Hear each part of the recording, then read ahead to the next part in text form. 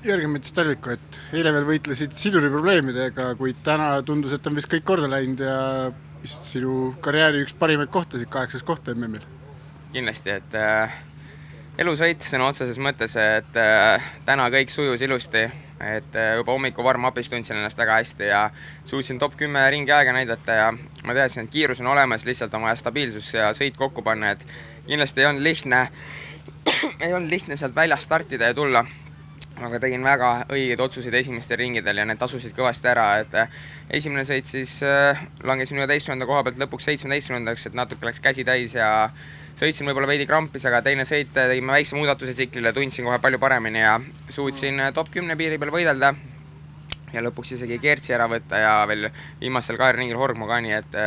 tasuks top 8, et see on väga-väga magus tunne, et me oleme nii kaua sõna otseses mõttes selle tehnikaga kimpus olnud ja kuul on nii koos olnud, et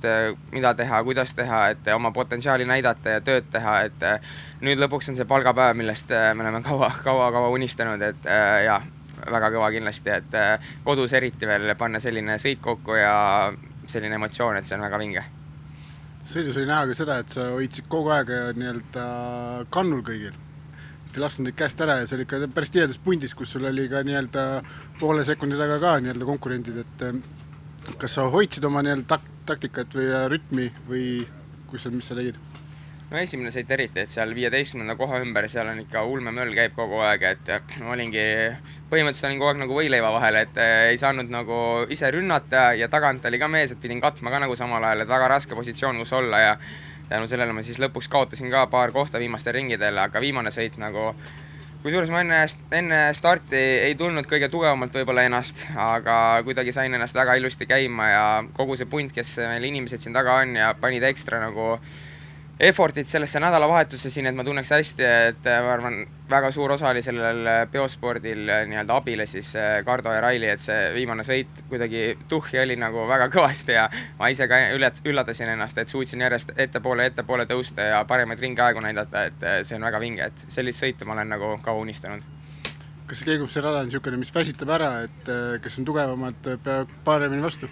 Keegumse rada on kindlasti väga salakaval ja sa pead täpselt leidma selle piiri, kus sa üle ei sõida ja ütleme siis nagu alale ei hoia võib-olla, et õnneks tundsin ennast täna väga hästi tsikli peale, et see on